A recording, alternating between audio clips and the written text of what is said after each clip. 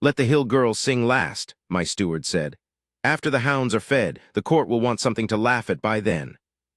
I did not look up from the ledger. That is the first thing I want understood, before any of the rest of it, before the bells, before the snow, before the sound that split my life into the years I had lived and the years I would live after. I did not look up. A woman had walked 4 days down out of the pastures to stand in my hall, and my steward made a joke about her, and I turned a page. 40 winters Caronvale had been silent. I want that understood too, not quiet, silent. There is a difference, and only a wolf knows it. Quiet is what the pines do when the wind drops. Silence is a thing with a shape. Silence is a hall full of 200 wolves, and not one of them able to make the sound a wolf is born making. My grandfather's foresters had cut a road through Caronvale so straight you could see 9 miles down it, and my father had built a bell tower in every valley, and I had a treasury and a standing guard and a court that dressed better than any court in the mountains, and not one wolf under my crown had howled since before I was whelped. Not one had found a fated mate, either. Those 2 facts were the same fact, though it took me 31 years and a goat girl in bad wool to learn it. The calling was that night. It had been a rite once. By my reign it was an evening's entertainment with a rite's name still stuck to it. The way a rich man keeps a dead ancestor's sword over the hearth and uses it to prop the door. The idea was simple, and everyone agreed finished. Any voice in the kingdom could come to high-hello at midwinter and try to wake the king's bell, the old bronze in the high tower that had not rung since the silence fell, not for wind, not for hammer, not for the 4 smiths my father hired to make it ring by force, who cracked their mallets on it and went home. If the bell answered a voice, the curse was broken. That was the promise. It had never been near broken, and by my time the court came for the singers themselves. The shrieking ones, the drunk ones, the man from the lowlands who tried to wake bronze with a hunting horn and fell off the dais. "How many?" I asked Marin. Voss Marin was my steward and had been my father's, and he had the particular confidence of a man who has arranged a thing badly for so long that nobody remembers it could be arranged otherwise. He consulted his list. 11, 9 of them ours, 2 came up the road. He smiled. One of them is a shepherd, from Thrushmere, if you can believe there is still anyone in Thrushmere. Why is a shepherd here? She isn't here to sing, Marin said. That's the joke, she came to petition. Now I looked up. About the high pasture, he went on, pleased, because he had noticed he had my attention and thought it meant he had told it well. The foresters closed the ridge above Thrushmere in the autumn, timber for the northern road. She walked down to ask for it back. I told her the court hears petitions after the calling, and that the court hears best when it is in good humor. He spread his hands. So she will sing. She agreed at once, which is the funniest part. She didn't even argue. There is a version of me that stopped it there. I have met him many times since, in the hour before sleep. He is a better king than I was. He puts down the pen and says no, and none of the rest happens. Not the shame, not the bell, not her, and Caronvale stays silent forever, and I never know what I lost, which is the only mercy in it. The man who was actually sitting there said, "After the hounds, then," and turned the page. The hall that night was gold and loud. High-Hillow's great hall is 100 paces of black pine and candle iron, and my grandfather had it hung with the banners of every valley he brought under the crown, so that eating dinner in it feels faintly like being congratulated. The court ate. The hounds came in and were fed, which is a Caronvale custom I have never liked, and the singers went up one by one to stand under the tower stair where the bell's rope hangs down dead as a dropped snake. They sang. The bell did not move. It never did. A man in a good coat sang a hunting ballad with too many verses and got applause for stopping. A girl from the lower town sang beautifully and truly, and I saw her face when she stepped down, and it was the face of someone who had believed, a little up until the last note. That one I have not forgotten either. Then Marin stood and said, with the timing of a man who has been waiting all evening, "And now, from Thrushmere." The laughter started before she was through the door. That is what I want you to hear, because I heard it and did nothing. It started at the far tables, where they could see the corridor first, and it came up the hall toward me like water finding a channel, table by table, and by the time she reached the light it had the whole room. She was not what they expected, which is why they laughed harder. They expect a hill woman to look wild. She looked practical. Brown wool, mended at both elbows with wool of a slightly wrong brown. A gray shawl crossed and pinned. Boots that had been resoled by somebody who was not a cobbler but had thought about it seriously. Hair in a plait so tight it looked like a decision.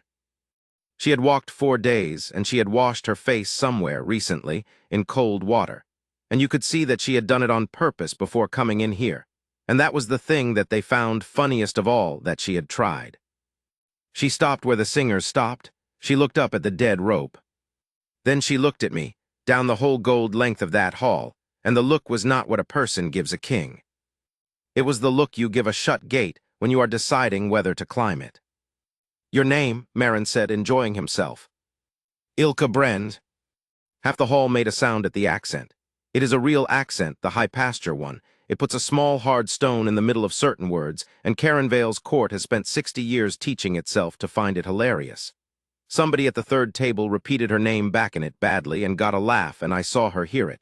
She did not flinch and she did not glare. She simply waited the way you wait out weather. "And you'll sing for us," Marin said, "before your petition." "That's what I was told." "Then sing, girl." He sat and added to the table, not quietly, "something with goats in it." They roared. I could have stopped it there, too. There were, I have counted, 4 separate moments that night when a word from me would have ended it. I used none of them. I sat in my father's chair with wine I had not drunk, and I thought, this is undignified, and I am tired, and when it is done I will hear her petition and refuse it because the northern road needs timber, and then I will go to bed. Ilka Bren stood in the candle-iron light and did not begin. The laughter went on a while without her feeding it, and then, the way laughter does when it is not being answered, it started to run out. It got thin. It got self-conscious. Some of it tried again and failed. And in perhaps 20 heartbeats, the great hall of Hihilo was doing something it had not done in living memory, which was going quiet while a hill woman waited. She let it get all the way down. Then she said, without any particular emphasis, "What do you want me to sing?" Marin waved a hand. "Anything, whatever you people sing." "We don't sing," she said. That landed strangely. It went out across the tables and left a small hole where it hit. "Not since the crown said not to," she said. 60 years near enough, my grandmother could and her mother, we're allowed to hum at work. There's a rule about it." Someone wrote it down. She adjusted the pin of her shawl, a small housekeeping gesture, as though she were about to lift something heavy. "So I only know the one. I know it because she wouldn't stop, and they didn't come up the road often enough to make her." Nobody laughed at that. I watched a man at the second table put his cup down and forget to pick it up. "Then sing the one," I said. It was the first thing I had said to her.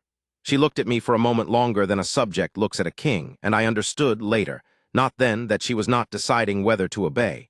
She was deciding whether to give it. There is a difference, and it is the entire difference, and it is the thing my grandfather never learned, and it cost this kingdom 40 winters. She decided. To this day, I do not know why she decided yes.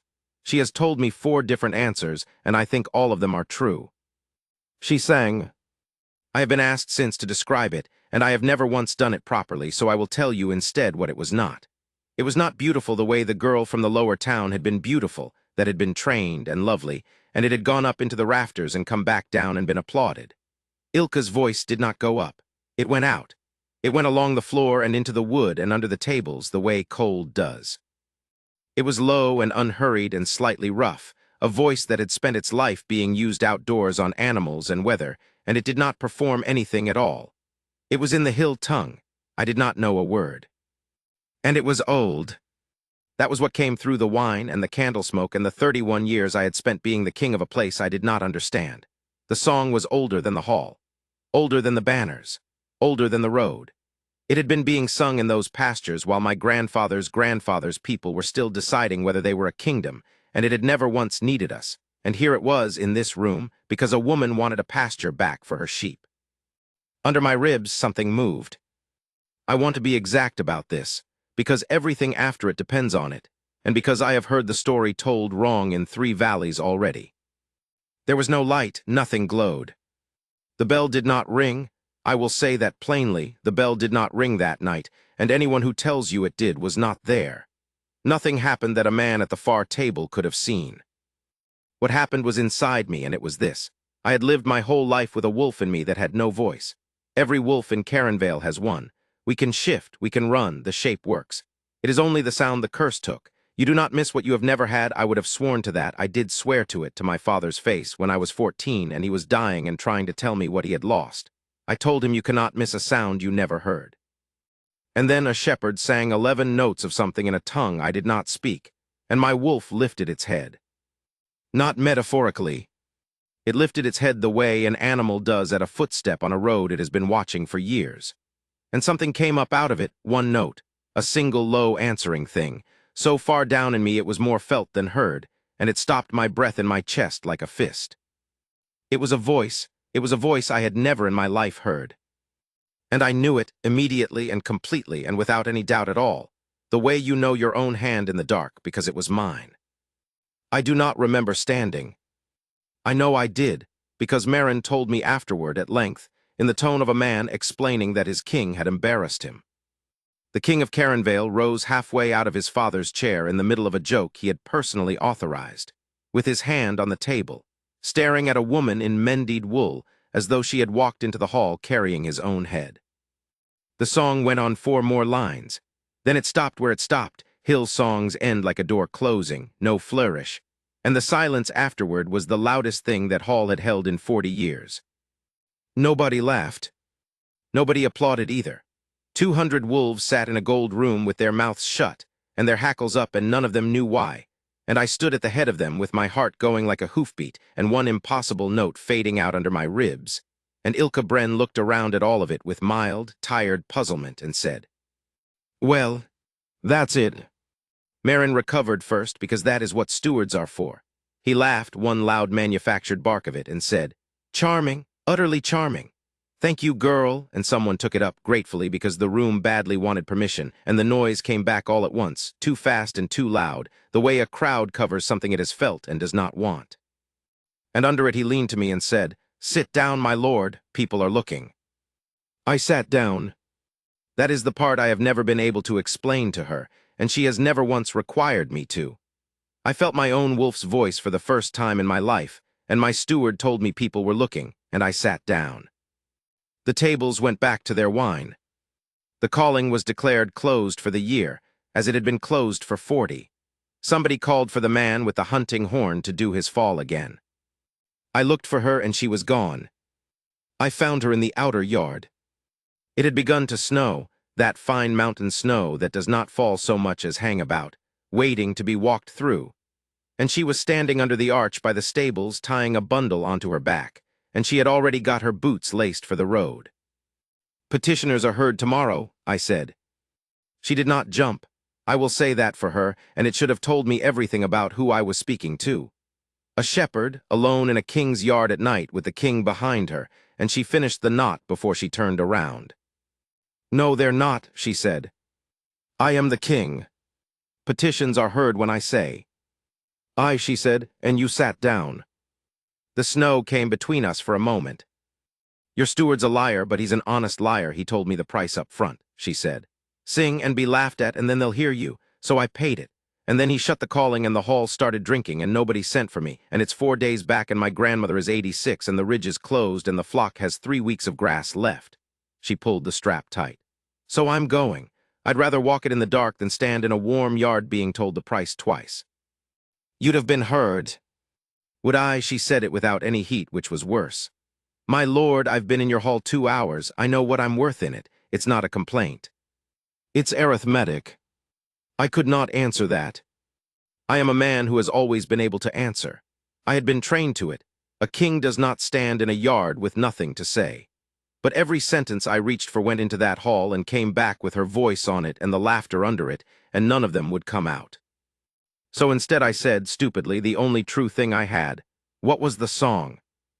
And that stopped her. She turned all the way round then and looked at me properly for the first time, not the way you look at a gate, but the way you look at a man, and something in her face went careful. "You want to know what it was about?" she said. "Yes." "Why?" "Because when you sang it," I said, "something answered." The snow hung between us and did not fall. "I felt it," I said, and my voice was not a king's voice. It came out flat and young, and I let it. "Under my ribs it was," and I stopped, because there is no word in the low tongue for it. We have not needed one in 40 years. It made a sound in me. I have never made a sound. No one under this crown has ever made a sound. Ilka Bren stood very still in a stable yard in the snow. Then she said quietly, "Ah." Just that, and she set down her bundle. Sit, she said, and gestured at the mounting block, and this is true, and my court would not survive hearing it. The king of Caronvale sat down on a mounting block in his own yard because a shepherd told him to. It's not about anything, she said. That's the first thing. The court always wants them to be about something. It's a calling song. You sing it out over the pasture at dusk, and the flock comes down off the ridge. That's all it is.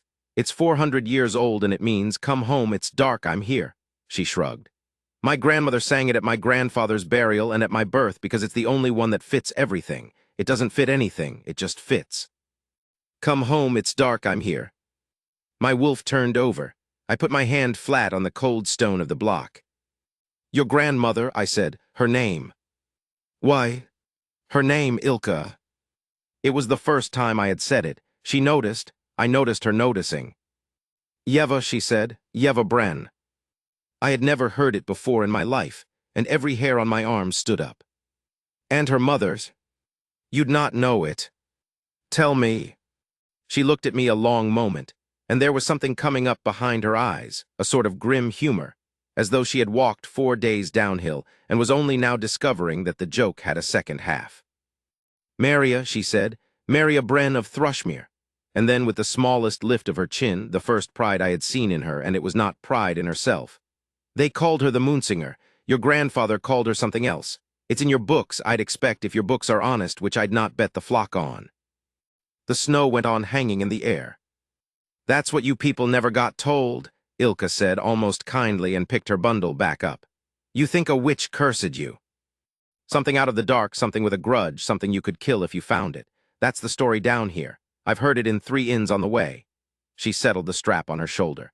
There wasn't any witch, my lord. There was a woman who wouldn't sing on command and a king who couldn't stand it, and what she said at the end of it wasn't a curse at all. It was just true, and truth in a Moonsinger's mouth sticks. What did she say? Ilka Bren stood in the arch with the dark road behind her. You didn't want ours, she said. Now have none of your own. And she walked out into the snow. I did not stop her. I stood in the yard until I could not hear her boots, and then I went up through my own sleeping hall, past the tables where they were still laughing at the man with the hunting horn, up the tower stair to the room where Caronvale keeps its oldest ledger, the Black Book, the one my father showed me once when I was 9 and told me was mostly grain. I put a lamp on it, and I turned pages until the candle was half down. 61 years back, my grandfather's hand, or his clerk's, in the tidy square lettering of a man who did not think anyone would ever check. Item, the upper valleys to cease their singing nights, the noise being unfit for the roads now that the roads are the king's. Item, the bells of the hill hamlets to be taken down for bronze. 41 lines further, in a different ink, added later, the way men add things when they have started to be uneasy. Item, the woman Bren of Thrushmere, called by them the Moonsinger, being summoned 3 times to sing at high-hello and 3 times refusing, is barred the road and the market. Let her sing to her sheep. And then under it, in a hand I recognized because it is the hand of my grandfather's last year, when it had begun to shake. She has done something to us. Send men, find out what she wants. There was no further entry. There is no entry anywhere in that book for the year the silence fell, which is how I knew, sitting there at 3 in the morning with a dead candle, exactly what my family was. Not cursed. Answered. I sat in that tower with the Black Book open, and my own unheard voice sitting in my chest like a coal. And 40 miles up a snowed road, a woman was walking home in the dark to an 86-year-old grandmother and 3 weeks of grass. And I understood 2 things at once, and have never since been able to separate them. The first, I could send 100 writers and have her back in this hall by tomorrow's dusk, and it would do nothing. It had already been tried. It was, in fact, the only thing my house had ever tried. The second, which came up out of my wolf and not out of my head. In that voice I had heard exactly once, and would have crossed the whole kingdom on foot to hear again. She is not a means to it, she is the thing itself. I closed the book. I went and woke my master of horse, who thought there had been a death. Saddle it yourself, I said. Don't wake the guard, don't wake Marin, particularly don't wake Marin. My lord, where are we riding? Not we. I was already pulling my cloak off the peg, and I could feel the thing under my ribs turning toward the north road like a needle. And for the first time in 31 years of being king of a silent country, I was not tired at all. "Thrushmere," I said, "and I'm 4 hours behind her." I caught her at dawn on the second bend above Kellett's Ford, and she did not look surprised, which annoyed me more than being shot it would have. I had ridden all night. The north road out of Hihilo runs straight for 9 miles, my grandfather's straight, the straight he was so proud of, and then it stops pretending and starts climbing, and after that it is a road only by courtesy. The snow had come on properly by the small hours. I went up through it with my hood down because I wanted to hear, though I could not have told you what I was listening for. Under my ribs, the thing that had woken in that hall did not go back to sleep. It leaned north. It leaned all night, the way a hound leans on a leash, and I let it steer me and told myself I was making a decision. She was sitting on a boulder eating bread. "You'll founder that horse," she said. "Good morning." "It isn't. It's a bad morning, and you've made it worse." She looked at the horse the way she probably looked at a lambing ewe, a whole inventory of the animal in one pass. "He's blown. There's a buyer at the Ford. You can put him in it, and Kellett won't rob you more than he'd rob anyone." I dismounted. My legs told me about the night in some detail.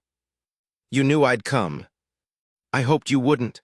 She tore the bread, and after a moment, held half of it out to me without any ceremony at all, and I took it. And that is how the king of Caronvale ate his first breakfast in the high country, standing in snow with a shepherd's bread in his fist, 3 feet from a woman who had not once in 12 hours addressed me as anything. "You're not going to ask me why I came." "I know why you came," she chewed. "You felt something in your chest, and now you want more of it. That's not a mystery, my lord, that's just being alive." She brushed crumbs off her lap and stood. "It's the next bit I'd not bet on." "What's the next bit?" "What men like you do when the thing that made you feel it says no." She started walking. After a moment, leading a horse I should have left at the Ford and didn't, so did I. Here is what nobody in Hihilo knows about the high pastures, because for 60 years nobody in Hihilo has gone up there except to count trees. They are beautiful. That is the first thing and the stupidest, and I am ashamed of how much it undid me. I had been told my whole life that the upper valleys were poor country, backward country, a drag on the treasury and a nuisance on the maps. They are terraced.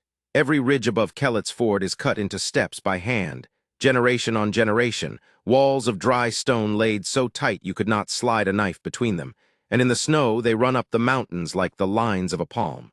Someone built that. Nobody down my end of the kingdom had ever mentioned that somebody built that. We walked 3 days. I will not pretend it was 3 days of talk. She walked like a woman with a job, which she was, and I walked behind her like a man who had never in his life gone anywhere without being met, which I was. The first day she said perhaps 40 words, most of them about the horse. The second day it began to come out of her sideways, the way things do on a road. "That's Pharaoh's," she said, at a stone shell with a young birch coming up through it. 9 of them lived in it. They went down to the town in my mother's time when the market road shut. An hour later, that was a bell tower. I stopped. It was a stump of masonry no higher than my chest, snow-capped, standing in a field with nothing around it, and I had walked past 2 others exactly like it that morning and taken them for sheepfolds. "They took the bronze," she said, not stopping. "The item, your book'll have it." Every hamlet had one, and on the singing nights you'd hear Thrushmere's answer Pharaoh's and Pharaoh's answer Kellett's, all down the valley, 12 towers, one after the other, so you always knew the whole run of it was still there in the dark. She said it flatly, the way you recite a thing you have been told and never seen. "That's what my grandmother says. I've never heard a bell. There isn't a bell above the Ford in the whole kingdom." I stood in the snow next to the stump of a tower my family had melted down for a road, and my wolf turned over, and I did not say anything, because there was nothing that a man in my position could say that would not have been an obscenity. On the 3rd day she asked me a question, which I understood by then to be an event. "What did it feel like?" "The note. Lie." I thought about it properly. She had walked 3 days beside a man who had ruined her family, and she had asked me one question, and I owed her the truth of it. "Like finding a room in a house I'd lived in all my life," I said. Ilka Bren walked on a while. "That's not bad," she said, and then after another 100 paces, so quietly I nearly missed it. "That's more or less what she says it is. Thrushmere is 11 houses and a pen, on a shelf of green under a black ridge, and I came into it on foot at dusk leading a lame horse, and every soul in it came out to look. They knew. I do not know how nobody had passed us, and there is no road above the ford worth the name. But they knew, the way hill places know, and they came out into the cold and stood in front of their doors and looked at me with an expression I had never once received in my life. Not fear, not deference, not even hate, which I could have understood and would almost have preferred. They looked at me the way you look at weather coming. Something that arrives, does what it does, and cannot be argued with, and that you have survived before and expect to survive again, at a cost you have already privately calculated. An old man near the pen said something in the hill tongue and spat, without heat, off to one side. He says the crown's come for the trees again, Ilka said. Tell him it hasn't. I'll not tell him that. She handed the horse's rein to a boy. You can tell him yourself when it's true. Yeva Bren was 86 and sitting by a fire in the second house, and she had a face like the terraces, everything in it built by hand over a long time and nothing in it wasted.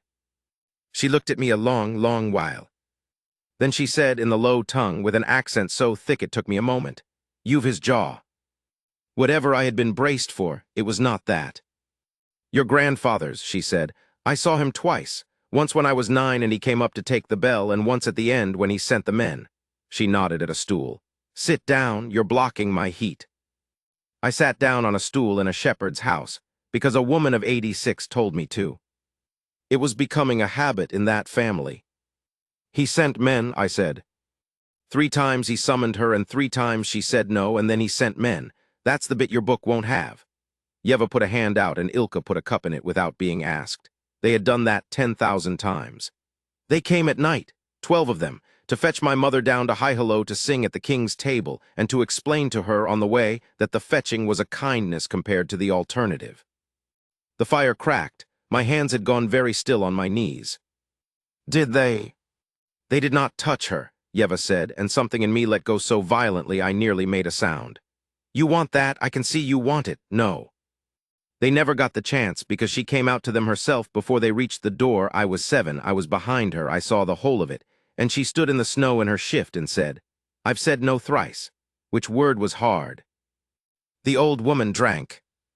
And the captain said what men like that say, that the king would have her voice one way or the other, that it was only a song, that she was making a great deal of noise about a small thing.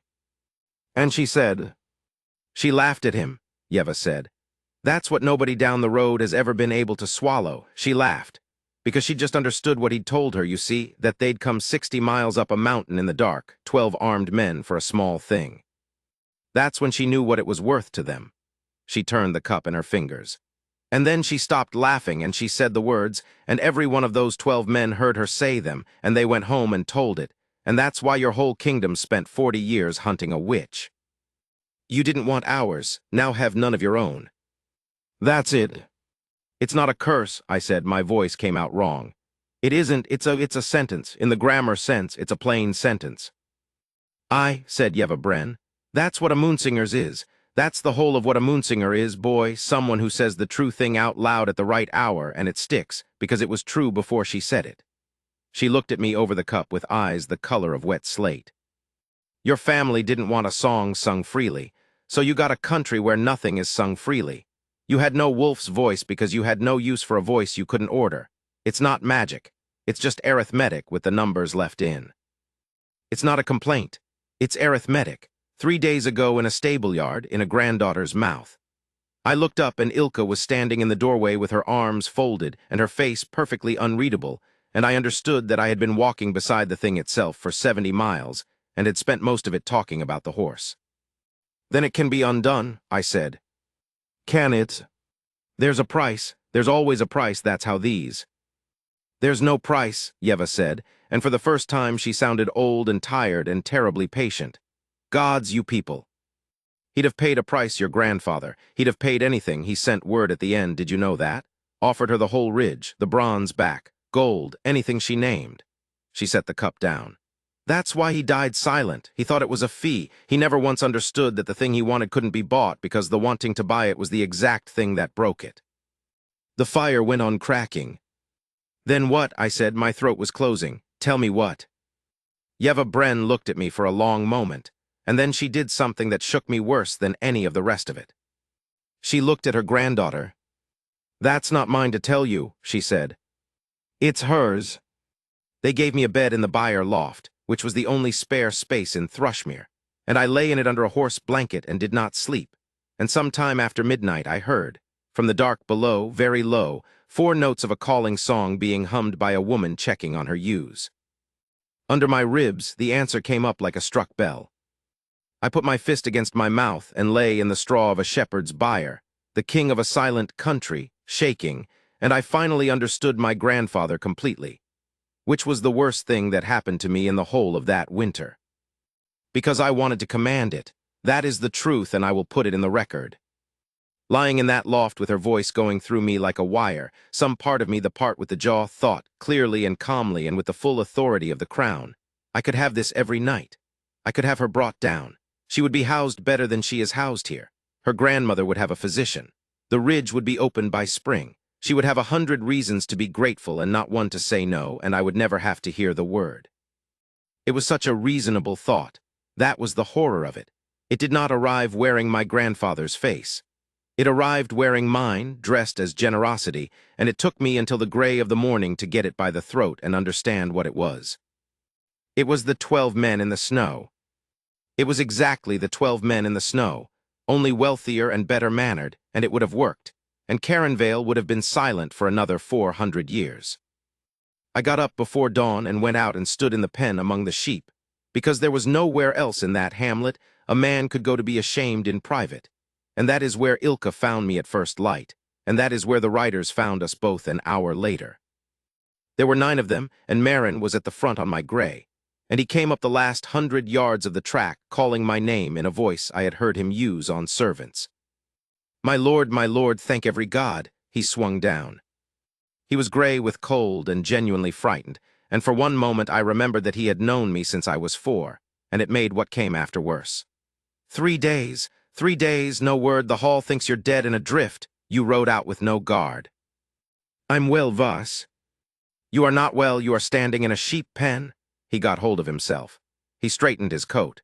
He had come 60 miles through snow for me, which I will not forget, and then he did the thing he had been doing his whole life and had never once been told not to. He turned and looked at Ilka Bren, and his face cleared with relief. "Ah," he said, "well, that's simply solved then." And he took a paper out of his coat. I knew what it was before he unfolded it. I knew from the weight of it and the way he held it, and my blood went to water. I had the clerks draw it in the night when we understood, my lord, the whole hall felt it, half the court saying they felt something when she sang, "There's talk in the lower town already." He was pleased. He was so pleased. "A summons under your seal, full charge on the treasury and escort, a chamber in the East Tower, and a stipend, a generous stipend, my lord. I put a figure on it that will make her family's eyes water." He turned to her, beaming, a man delivering a miracle. "Girl, you're to come to High-Hello and sing at the moonrise. It's an order of the crown, but it's a kind one. You'll want to hear the terms before you." "Merrent." "And the ridge, my lord, I took the liberty. I've had the ridge reopened, it's already done, so you see there's nothing to." "Merrent." He stopped. The wind came down off the black ridge and went through the pen, and the sheep moved, and nobody said anything at all. 11 doors had people in them. The old man by the wall had not moved in the last full minute. Yeva Bren was standing in her doorway with a shawl round her, watching, and her face had gone absolutely still, because she was 86 years old, and she had seen this happen before in this exact yard, and she had been 7, and she had been standing behind her mother. "They're doing it again," said her face. "I told you, Weather." And Ilka Bren looked at the paper in my steward's hand, and then she looked at me, not at him, because she knew exactly whose seal was on it, and she said, without any heat at all, which was the worst of it, "Under his seal. My lady, I assure you." "Not you." She had not taken her eyes off me. "You didn't write it. He didn't write it either, but it's his seal, and he's been in my grandmother's house 3 days, and he's stood in this pen since before light with a face on him like a man who's been thinking, and this is what came down the road behind him." "Ilka." "Sing at the moonrise," she said, "by order. With a stipend." She laughed one short breath of it, and there it was, 60 years old in the snow in front of armed men, the exact laugh, and I felt every hair on my body stand up. Which word was hard? Marin looked from her to me, bewildered, holding out the miracle. My lord, I don't, the ridge is open. We've given her everything she came for. That's right, I said. We have, that's the whole trouble. I took the paper out of his hand. I have signed perhaps 4,000 documents in my life, and I have never felt one the way I felt that. Good paper.